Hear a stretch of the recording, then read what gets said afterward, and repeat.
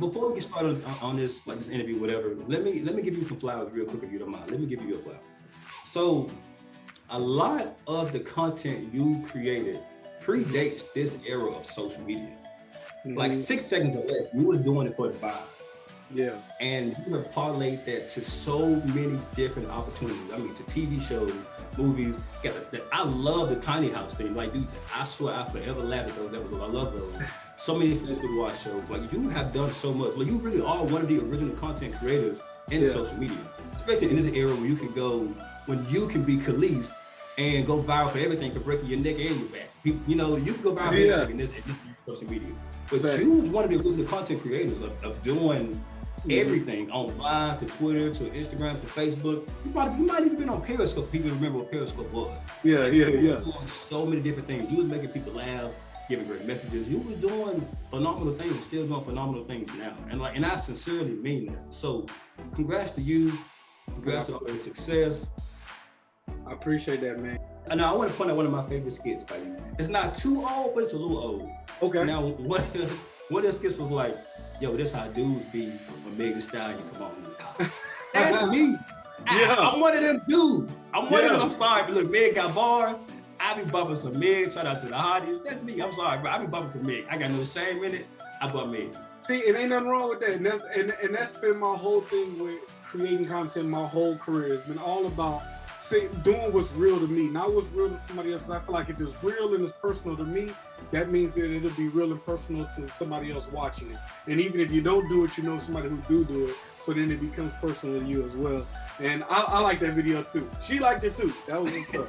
So speaking of big time rappers, Fat Joe, Big Sean, Coi Leray, Rick Ross, hiking with rappers. Like Lil Kim. Like Lil Kim.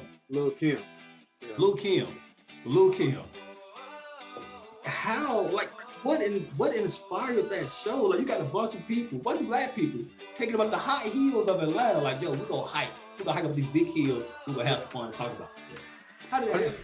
Now, I just think, it's just a show that you've never seen before. The thing is, everybody redoes things over and over and over. Hiking with rappers is something that you've never seen before. You've never seen rappers in this life. You've never seen rappers out here sweating. Rick Ross is sweating, pouring down. Fat Joe is sweating, pouring down. They have to fight to get up a trail and have an interview at the same time. I just feel like it's dope because it's so easy to put rappers, in things that they used to, have an interview at the studio with them sitting down by a beat, looking all cool with all the jewelry on and all that.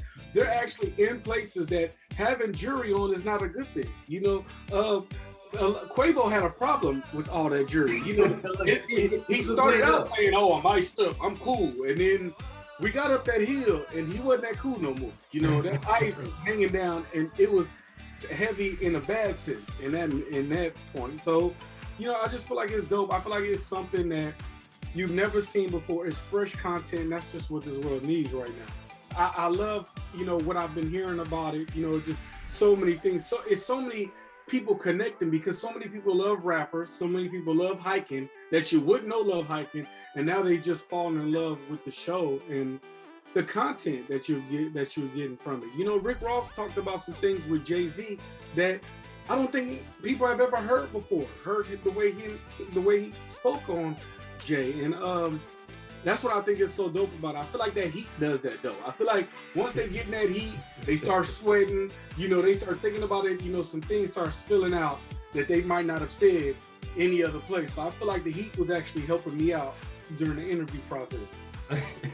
So speaking of Rick Ross, that was my favorite one. Like, you guys' conversation felt so genuine, felt so honest, and you guys were having a great time. Like, he's laughing, he's cracking jokes, moving around, just like faking around. He's doing everything. So if that's not the must-see episode, the idea is for me, that's the one I would say, hey, go watch the Rick Ross episode. Watch all of them, but that was my favorite one. Yeah. But if not the Rick Ross episode, what is one that you feel like, yo, this is the must-see, we should tune in to watch this one? I feel like every episode has things in it that you can take from it that can become your favorite. See, well, Rick Ross and me and him developed a friendship. And what you get to see on Rick Ross is really funny and and wants to play, wants to be goofy. And you never think you would see that from a person who takes pictures with big glasses, big beard with smoke coming out his mouth, for his album covers and stuff. You never think you would see that. So Rick Ross, Lil' Kim is the sweetest person you've ever met in your life. I promise you, you're gonna feel her vibes just from watching it. Coi Leray is young, energetic, fun, and look, I want to play, I want to twerk, I talk my crap, I say what I want to say. So she's dope. Big Sean, oh, nothing but knowledge. Big Sean is like, I think Big Sean was like the guy that I connected with the most because I just felt like, me and him are the same age. I started to see so many parallels from where he is now, from where he was, and his mindset, the way he thinks. It's so many gems. Was there a particular person in the interview that you've already recorded, or the ones that's coming up soon, that you felt like, yo, they really caught me by surprise. I did not expect them to be this particular way. I would probably say Fat Joe because, Fat Joe's an OG in the game. He's been in, mid-90s, if you know his story, you understand that actually he was the front man and he pushed Big Punisher to the front, actually put, clothes on his back, actually wrapped him up and gifted him to the world for everybody.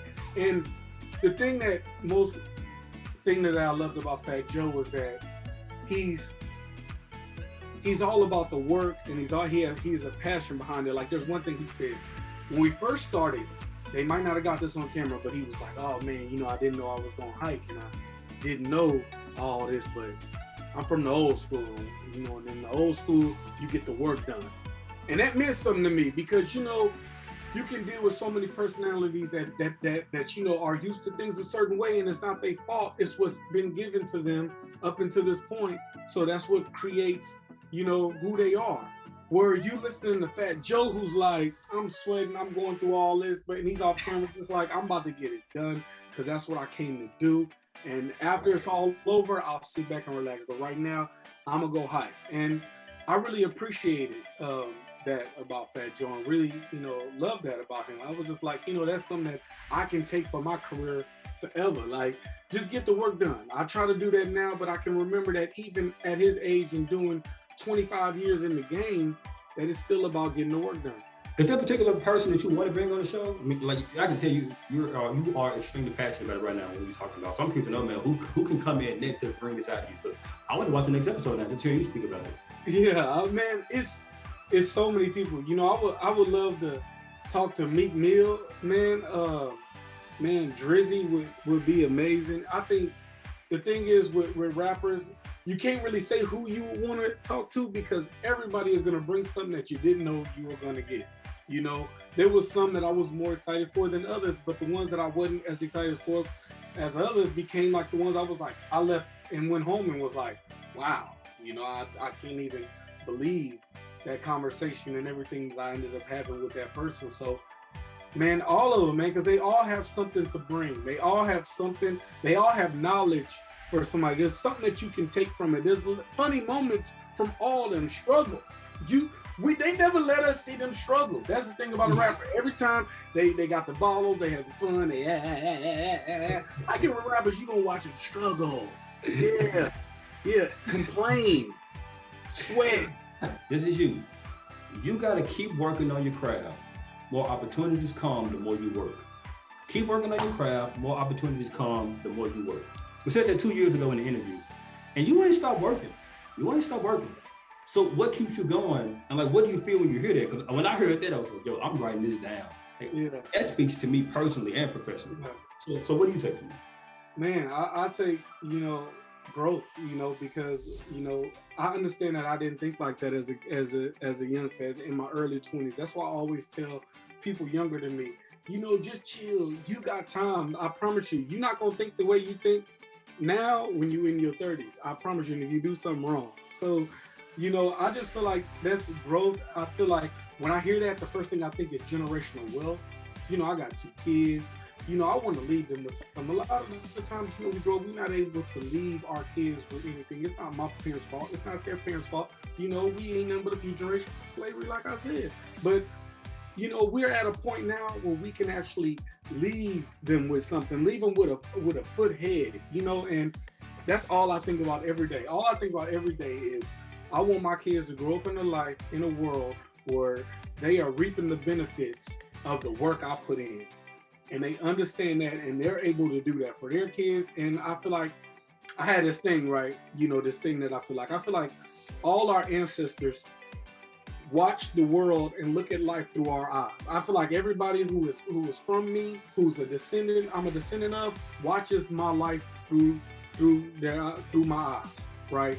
And I always say that, look, when I get, when I'm dust and I'm gone, I want to be looking at the eyes of the great-great-grandson of mine and be like, oh my God, I just can't believe where you took this. You know what I'm saying? And I can't wait to see where he takes. I can't wait for him to look at an old video of me and be like, that's the dude who started it right there. Yeah. Right. You know what I'm saying? I got love for him, even though I never met him, just because of the path that he created. Look at the Waltons and the Disneys. That you ain't gotta meet Walt Disney and to be a Disney and love Walt Disney. You be like, and there's so many forms of being that. You don't have to be a billionaire to be Walt Disney. You don't have to be a millionaire. All you have to do, all this life is about is creating a better path for the generation coming after you. Just a little bit, just a few steps. I'm not telling you to be a millionaire.